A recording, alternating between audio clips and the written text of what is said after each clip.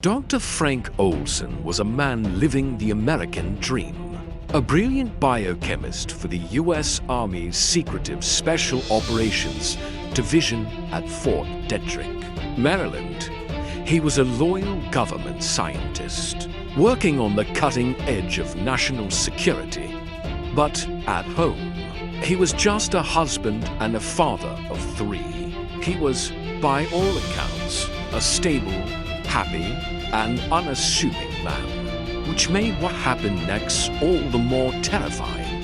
In November 1953, Olson attended a top-secret retreat with a small group of his colleagues from the Army and the CIA.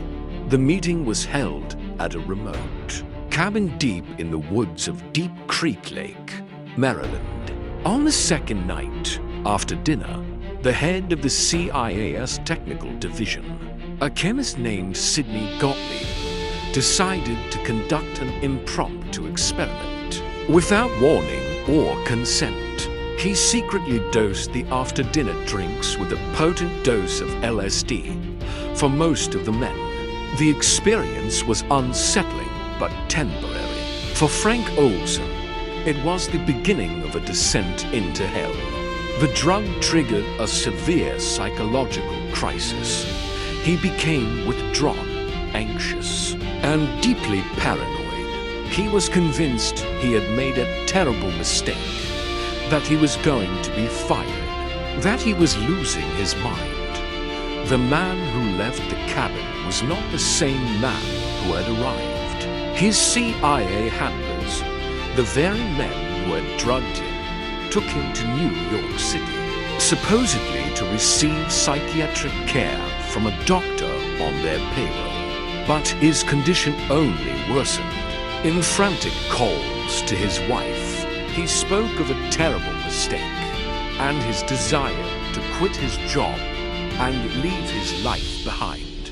His handlers assured the family he was having a minor nervous breakdown and would be home soon. He never made it.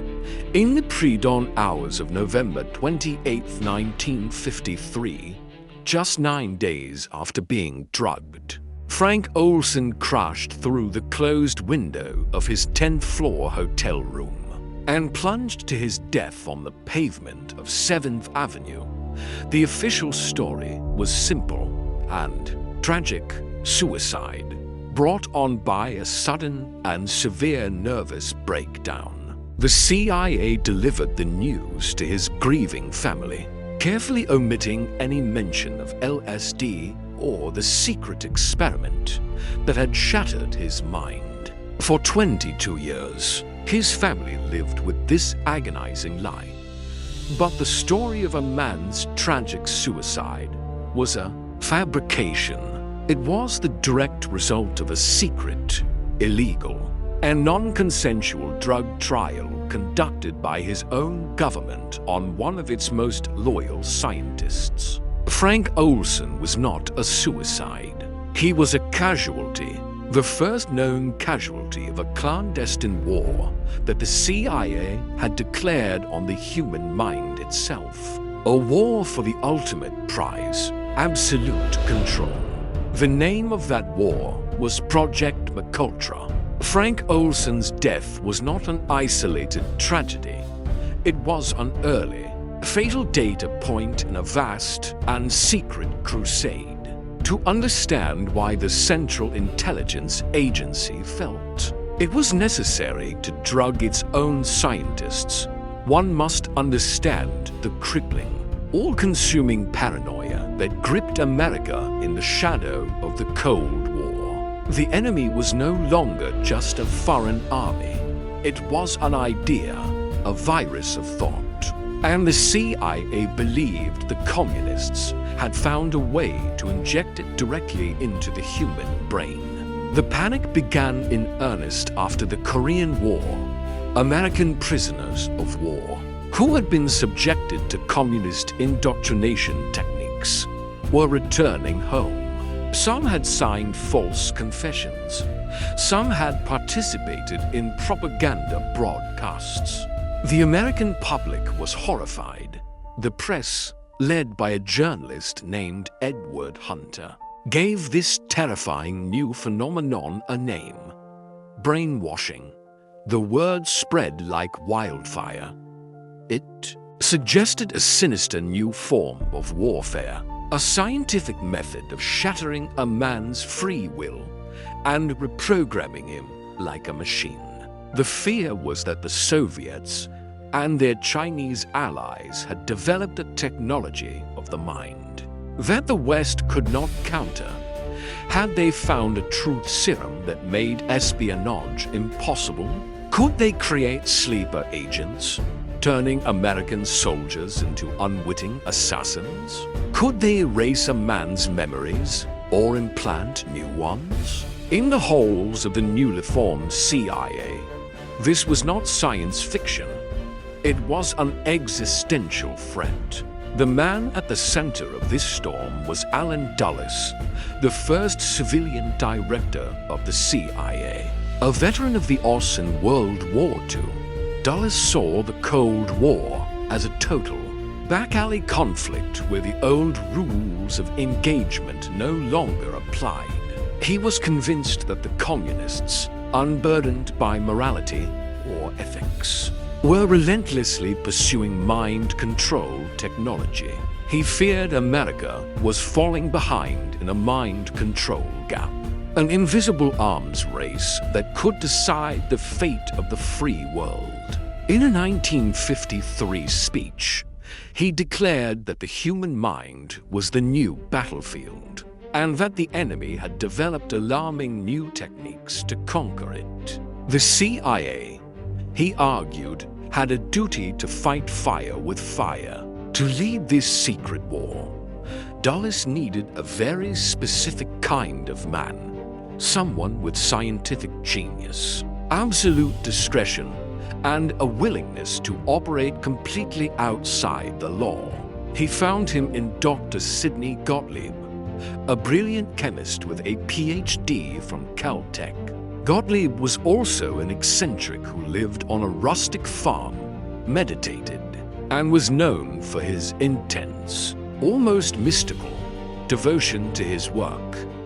He was a patriot, but his patriotism was untethered from conventional morality. Within the agency, he was given a fitting nickname, the Black Sorcerer. In April of 1953, Dulles officially authorized Gottlieb to begin the most ambitious and most illegal program in CIA history. Project MKUltra was given a blank check and a mandate to do whatever it took to master the science of mind control. The official charter was chilling: to investigate methods of controlling human behavior through chemical, biological, and psychological means. They were tasked with developing truth serums, amnesia pills, and hypnotic agents. They were ordered to explore the creation of programmable assassins and methods for discrediting foreign leaders. To achieve this, Gottlieb believed he needed a key, a chemical crowbar to pry open the doors of the mind. He found it in a new, obscure, and fantastically powerful hallucinogen, lysergic acid diethylamide, or LSD, first synthesized in a Swiss laboratory in 1938. The drug's ability to completely shatter a person's sense of reality fascinated Gottlieb.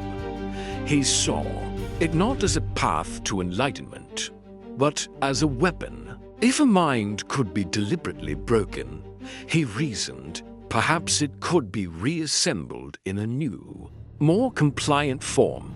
The CIA, through Gottlieb, became the first and largest sponsor of LSD in America.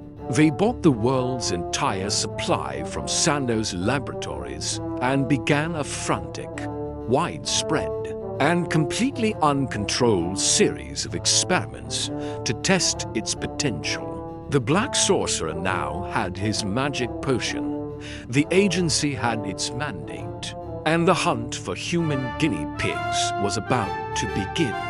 With an endless supply of LSD and a mandate to get answers, Sidney Gottlieb now needed human laboratories. He couldn't conduct his work in the sterile, observable environment of a government facility to truly understand how these drugs worked in the real world, to see if they could be used to break spies or manipulate diplomats. He needed to test them on unsuspecting citizens in the wild. And so, MKUltra moved out of the lab and into the streets, the hospitals, and the prisons of America. The most notorious of these real-world experiments was a sub-project codenamed Operation Midnight Climax. It was pure paranoia, brought to life with the CIA's taxpayer-funded budget. In New York's Greenwich Village and San Francisco's Telegraph Hill, the agency set up a network of safe houses, apartments leased by front companies and lavishly decorated to look like high-class brothels. They installed state-of-the-art surveillance equipment, including one-way mirrors and hidden microphones. The CIA then hired prostitutes to lure unsuspecting men back to these apartments.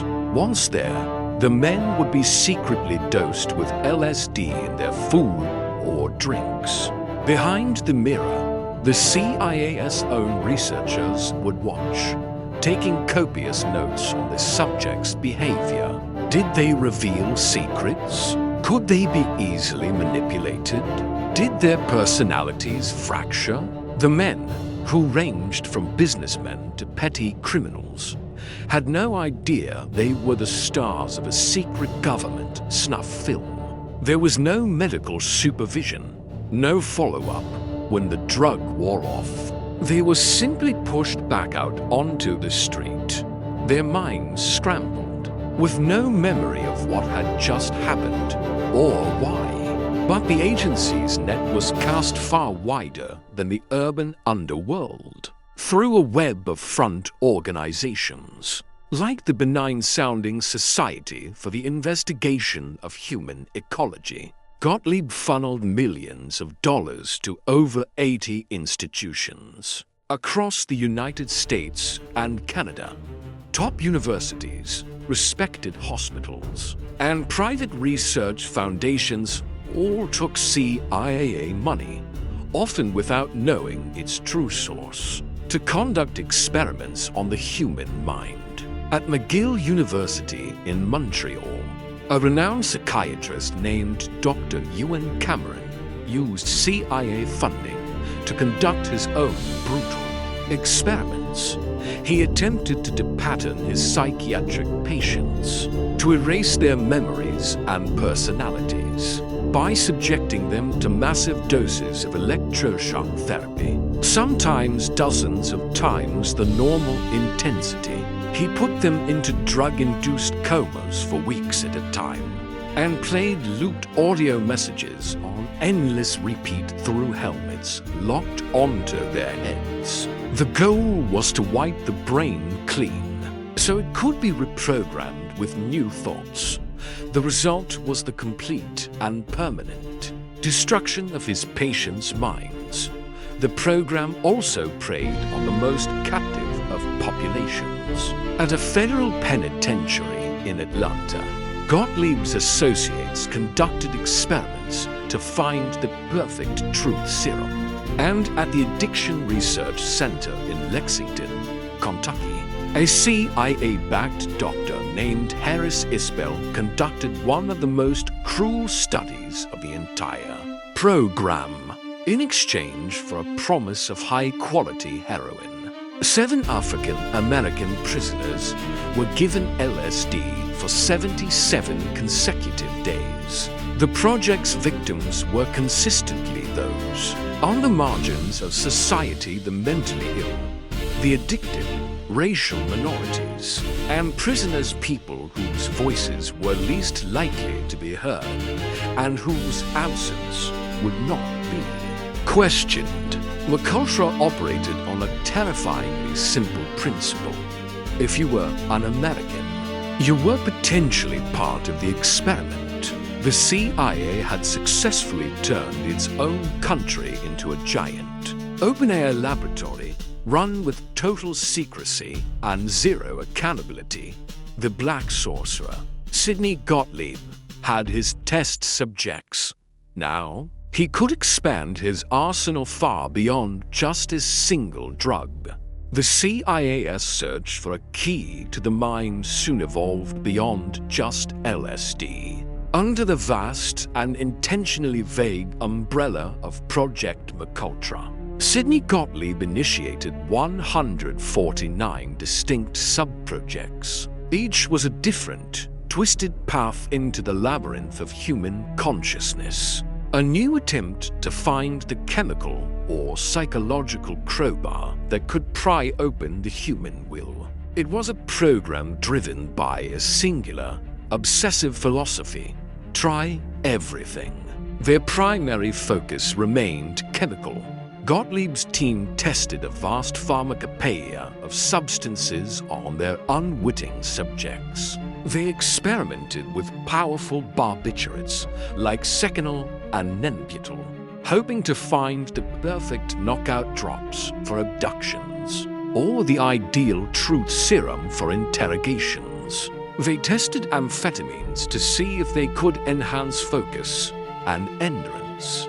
They explored the effects of heroin, morphine, and other opiates, not just for addiction potential, but to see if the desperation of withdrawal could be weaponized to extract information.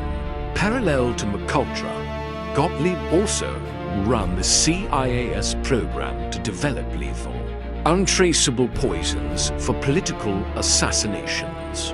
This was the executive action capability, a euphemism for state-sponsored murder. They developed toxins that could be frozen into tiny darts and fired from a silent air gun, leaving a nearly invisible mark and inducing what would appear to be a natural heart attack. They even tried to poison the cigars of Cuban leader Fidel Castro. The search for a way to control a mind ran parallel to the search for a way to quietly end a life. When drugs proved too unpredictable, they turned to psychological warfare. The agency became obsessed with hypnosis. Could a person be hypnotized to carry out a complex act, like planting a bomb or even committing an assassination, and then have no memory of it? This was the Manchurian candidate scenario, and the CIA was desperate to know if it was possible. They hired famous stage magicians and hypnotists as consultants and conducted countless experiments, trying to create hypnotically controlled couriers and assassins. They built sensory deprivation chambers, dark, soundproof tanks where subjects would float for hours or days, cut off from all external stimuli. The theory was that if you could break down a person's sense of self and reality, their mind would become a blank slate, open to suggestion and reprogramming. This, combined with the work of doctors like Ewan Cameron, often crossed the line from research into outright psychological torture, using isolation, humiliation, and fear as scientific instruments. The quest became so all-consuming that it veered into the bizarre. In one now infamous sub-project called Acoustic Kitty, Gottlieb's team spent a reported $20 million trying to create the ultimate eavesdropping device. They surgically implanted a microphone in a cat's ear canal, a small radio transmitter at the base of its skull, and a battery in its chest, hoping to train the cat to approach and spy on Soviet officials. On its very first field test, as the cat was released from a van near a park, it was immediately run over and killed by a taxi. And here lies the ultimate, tragic irony of Project MKUltra. After more than a decade of monstrous and illegal experiments, after spending tens of millions of dollars, after ruining countless lives and violating every conceivable ethical norm, it was all a catastrophic failure. They never found a reliable truth serum. They never created a programmable assassin. They never discovered a magic key to unlock and control human consciousness. The human mind proved to be too complex, too resilient, too stubborn. The only thing the CIA truly learned from MKUltra was not how to control minds, but how to destroy them. They perfected methods of psychological harassment and abuse. They learned how to break a person, how to induce psychosis, how to create a living hell inside someone's head. The project produced no usable intelligence.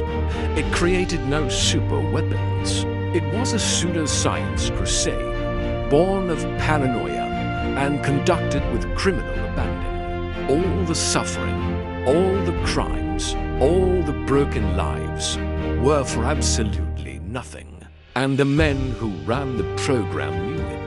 Their only remaining task was to make sure the world never found out.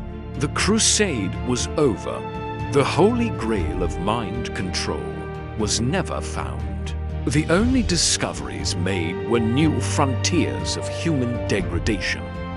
Now, all that was left for the CIA was to bury the evidence of their monstrous 20-year fruitless quest. Their final mission was to ensure that Project MKUltra and the lives it had destroyed never saw the light of day. By 1973, the political climate in Washington had changed. The Watergate scandal was exploding, and a new, aggressive mood of skepticism towards government secrecy was taking hold. The director of the CIA, Richard Helms, who had overseen the worst of MKUltra, saw the writing on the wall. He knew that if Congress ever began to investigate the agency's darkest secrets, the program would be an indefensible time bomb.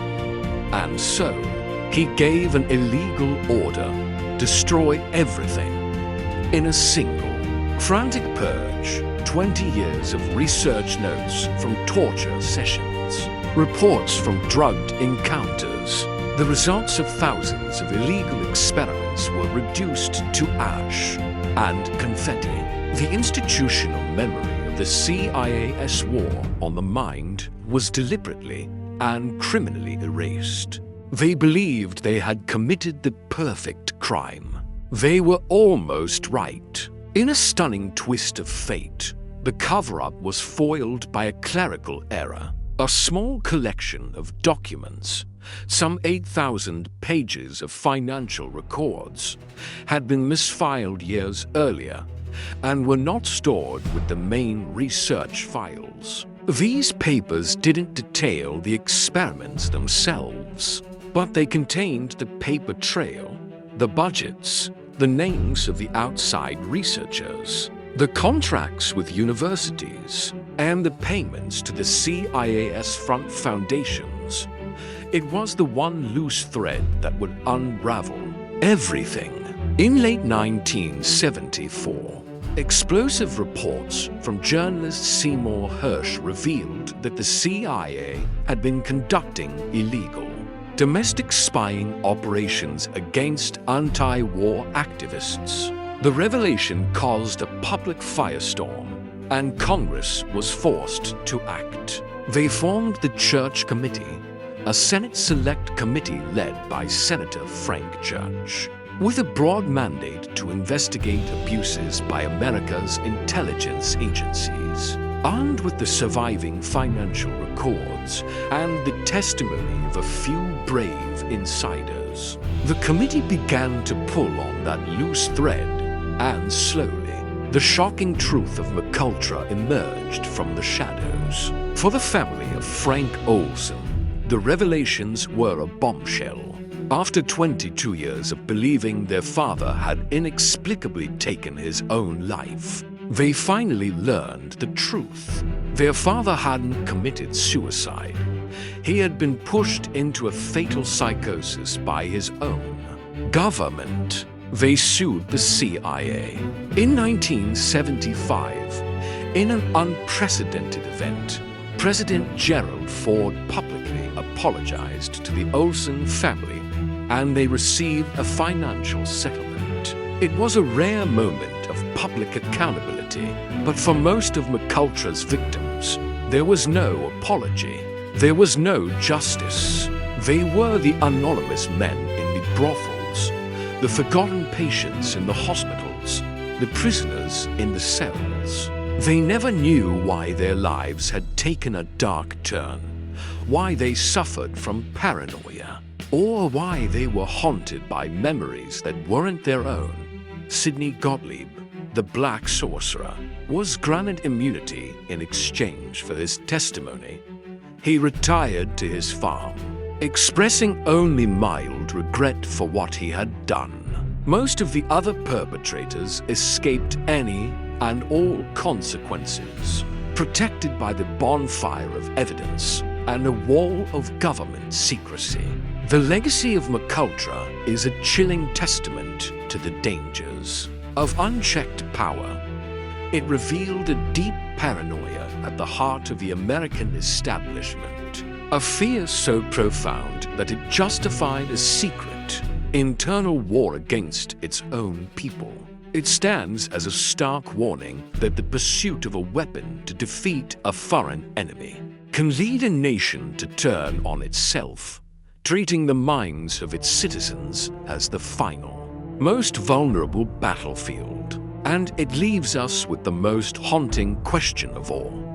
What other secrets were successfully burned in the fire? The records of Project MKUltra were meant to be erased, turned to ash to hide a terrible truth. We believe that dragging these stories into the light is the only way to ensure they are never repeated. If you agree, join our mission by subscribing to the Black Chronicle and ringing the notification bell. What part of this story shocked you the most? Let us know in the comments below.